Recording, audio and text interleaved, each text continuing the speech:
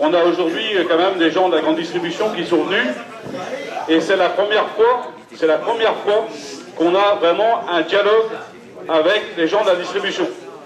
Donc je trouve quand même que c'est important, et on aurait dû avoir un dialogue avec ces gens-là depuis très très longtemps, depuis 2005, depuis 2009, et on aurait dû avoir un dialogue différent que d'aller brûler des pneus sur leur parking. J'en ai fait partie, je m'en vante pas, mais j'en ai fait partie, et on aurait dû avoir un dialogue différent. Donc je leur donne la parole. Bon, bonsoir, Bertrand Chrétien, je suis Centre Leclerc à Pléneuf-Valandré, dans les Côtes d'Armor. Je suis accompagné de mon collègue de Lamballe. Je m'occupe pour la Scarmor des relations un peu avec le monde agricole, même si on est tous concernés par le sujet, parce que ça nous tient tous à cœur.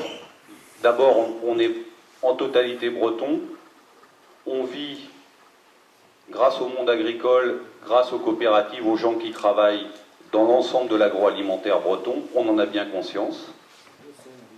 Donc ne croyez pas que on n'ait pas conscience de ça, on est breton tout comme vous, et on n'a pas envie effectivement de voir des pans entiers de notre économie régionale tomber. Ça c'est clair. On a aussi une action, à cause de ça, on a une action auprès de nos collègues au niveau national. Je sais que Michel-Édouard Leclerc polarise un peu par le passé les problématiques au travers de ses déclarations. Sachez que on essaye tous les jours, à chaque fois qu'on le voit, de lui expliquer la problématique de façon claire, qu'il n'est pas qu'une vision parisienne de la problématique agricole en Bretagne. Ça, c'est pour l'aspect politique du Sud. Le prix du lait est essentiellement déterminé par les cours mondiaux des produits dérivés de celui-ci. Les centres Leclerc, depuis le début, se disent prêts à participer à un effort de solidarité à destination des producteurs laitiers afin de les aider à passer la crise et le temps que les cours redeviennent favorables. C'est ce que nous répétons depuis des semaines à nos interlocuteurs. Instruits par l'expérience passée, nous posons toutefois 4 conditions à un effort temporaire. Les agressions et les manifestations devant nos points de vente doivent cesser immédiatement et durablement. Nous voulons la garantie que l'intégralité de cette aide ira bien aux producteurs laitiers.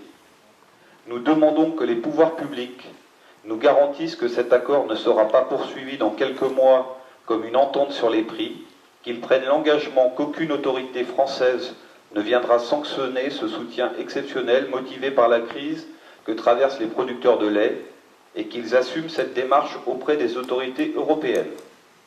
Cet effort doit être consenti par l'ensemble des distributeurs français. En ce qui concerne la Scarmor, donc notre région Bretagne, nous avons au travers de notre marque les éleveurs de Bretagne qui existent aujourd'hui en volaille et en boucherie sur certains types de viande, pris la décision de créer rapidement une gamme de lait de consommation dont vous trouverez ci-après la présentation. Cette gamme sera présente dans tous les centres Leclerc adhérents de la Scarmor et prendra en compte la problématique de la filière, en particulier celle des producteurs régionaux. Cette démarche sera rapidement enrichie des gammes beurre, emmental et œufs. À toutes fins utiles, nous vous rappelons que cette marque, au travers de son cahier des charges, a pour vocation de maintenir la valeur ajoutée sur notre territoire. Un élément qui me semble important, c'est la loi de modernisation de l'économie, mais également la LMA, qui aujourd'hui amène, je dirais, à un constat qui est la guerre des prix. Je pense qu'on ne faut pas avoir peur d'employer ces mots-là entre groupements de vente, que je prenne, je ne vais pas les citer tous, vous les connaissez aussi bien que moi. Vous voyez toutes les publicités comparatives qui sont faites aujourd'hui à la télé. Pour ne prendre qu'un produit de chez nous, le IOP à tel prix ici, à 30% moins cher chez moi, donc venez chez moi, vous l'aurez toujours à moins cher. Si on continue comme ça, on va dans le mur. Cet LME, là, il est temps de l'amender, il est temps de lui apporter un certain nombre de modifications et de réglementations pour éviter la destruction de valeur. Et je donnerai un message à tous nos clients, que sont les GMS, parce qu'on a aussi besoin d'eux.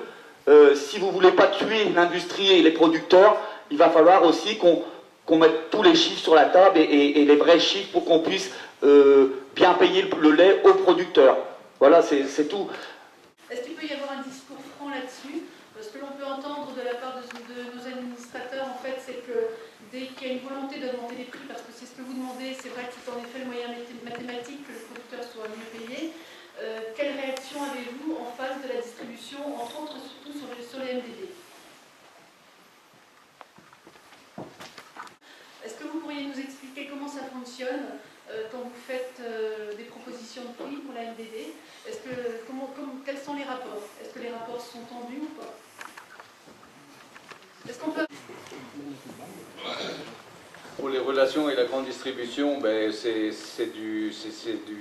un marché, donc c'est toujours très tendu. Et il arrive des moments où on arrête de discuter, on arrête même de livrer.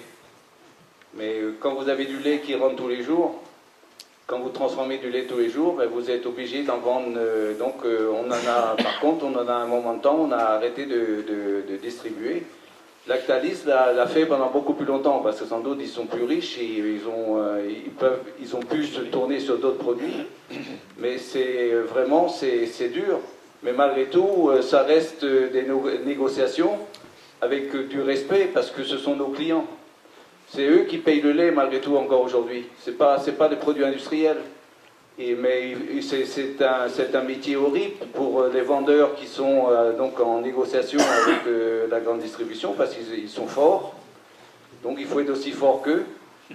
Mais c'est très très tendu et très difficile. Je peux vous dire qu'il nous arrive de rencontrer donc à chaque conseil le directeur qui s'occupe de tout ce qui est vente. Il nous raconte des choses. C'est vraiment l'horreur. Les gens aussi qui font leur métier, on ne peut pas leur reprocher, hein, c'est leur métier qui est désolant, parce qu'ils nous saignent à vif. Relation contractuelle, hein, forcément c'est de client à fournisseur, voilà, c'est ce que c'est souvent difficile. Je vais prendre un exemple encore pour schématiser. Nous, il y a sur un produit, fin d'année, on a une enseigne, je ne donnerai pas le nom parce que je ne suis pas là pour faire de la délation, mais on a arrêté de les livrer. On a complètement arrêté de les livrer sur un produit. Hein. On a arrêté de commander les étiquettes dans un premier temps, puis on leur a dit qu'on avait arrêté de commander les étiquettes parce que ça se commande, et puis voilà, c'est généralement pour 2 mois. Et puis ensuite, on arrête de produire. Et on a arrêté de produire, on a arrêté de livrer. Ils ont trouvé un autre fournisseur, mais ils n'ont pas eu le même taux de service et la même qualité de service que chez nous. Ils sont revenus pour partie, et puis on a pu passer un petit peu, et puis embrayer, et puis voilà. C'est le rapport quotidien dans du marchandage. Qu'on a fait parvenir. Il faut être factuel, je sais que vous avez envie d'entendre parler de prix.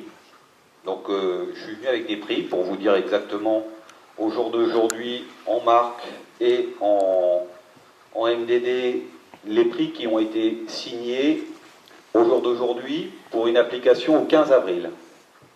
Donc en lait demi-écrémé à notre marque, nous avons un 0,5613 en bouteille. Nous avons un 0,5044 en brique. Nous achetons le lait premier prix au jour d'aujourd'hui à 3 industriels, Orlais, Candia, Lactel, 0,495. Voilà, ça c'est la réalité du prix que nous payons pour tout le mois d'avril.